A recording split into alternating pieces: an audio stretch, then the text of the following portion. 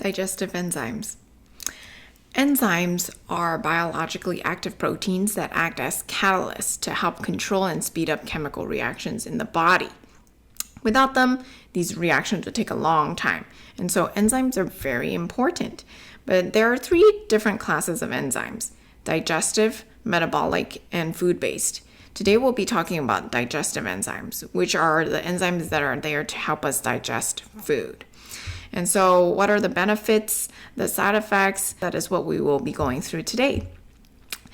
The importance of enzymes. It's a naturally occurring substance in all organisms, and without them, life is not possible. They are essential for these processes in the production of a lot of different types of foods, like cheese and bread and even fermentation. But enzymes are shaped in a way that allow other molecules to fit inside their hollow folds. And so when they bind or hook with other substances, they actually create new proteins. And thousands of new chemical combinations are able to work because of these enzymes. And they are a vital life force. And so a lot of organs also make different enzymes. For example, your pancreas actually is the one that produces most of your digestive and metabolic enzymes. We have to keep in mind that as powerful and efficient enzymes are, they are also fragile in that most of them cannot survive higher temperatures or lower pH levels. Let's look at digestion. Most of digestion starts as you put a piece of food in your mouth. Chewing, which is like mastication, releasing saliva, begins this breakdown process of food. Amylase enzymes in the saliva actually work on carbohydrates in your mouth. And then as it goes on into the small intestine, that's where it gets broken down even more. As food passes down to the stomach, protein is now being broken down by protease. And then the food goes into small intestines where fats are digested by lipase. You can see this trend that ACE can be an enzyme. And so once the food is converted into absorbable micronutrients, these micronutrients then pass through the small intestine walls into the bloodstream. And so amylase, protease, lipase are some of the main digestive enzymes, but there are also other ones like lactase, which helps with the digestion of lactose, sucrose, which helps with the digestion of sugars, maltase reduces maltose to dextrose, phytase overall helps the digestion and assists with B vitamin production, and cellulase helps with the digestion of fiber.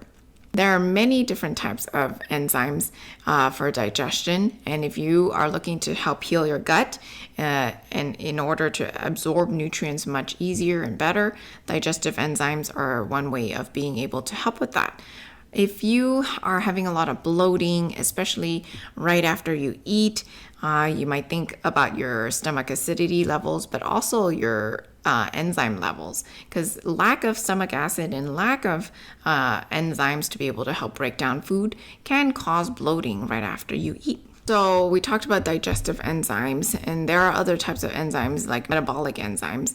And metabolic enzymes are there to help the reactions in your bodies speed up, right? So it could be in any circulatory system or lymphatic or immune system or cardiac system. Anything in your body that needs a reaction can usually use these metabolic enzymes. Due to the declining quality of most people's diet, especially in the standard American diet, that are low in fresh fruits and vegetables, we have to be more aware of digestive enzyme deficiency.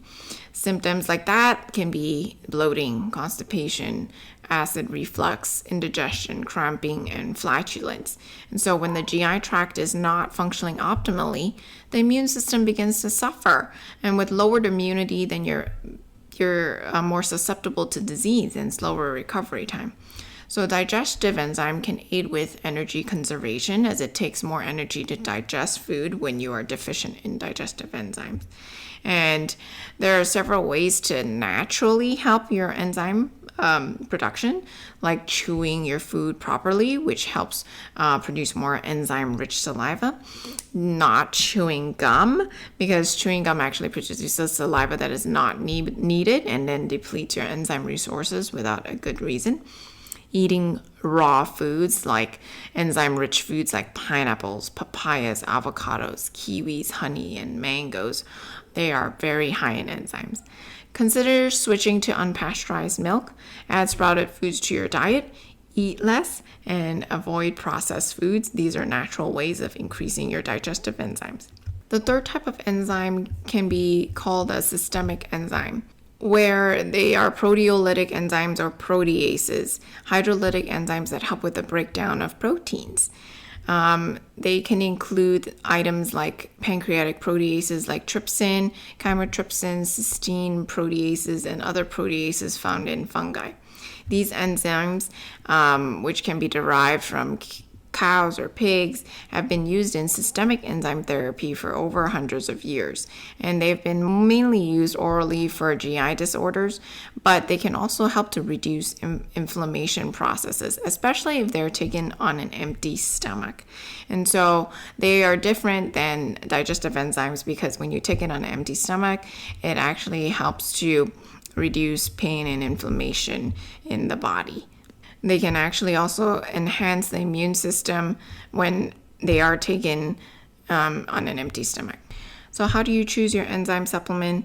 One of the first things to consider is the bioavailability of these oral enzyme formulas. One issue that can cause problems for oral enzymes is the acidity of the stomach, as enzymes are very sensitive to pH levels. So the formula usually needs to have a good enteric coating, and it seems that plant-based enzymes can withstand a larger pH range rather than animal-based enzymes. So the broader the pH range that the enzyme can handle, the better.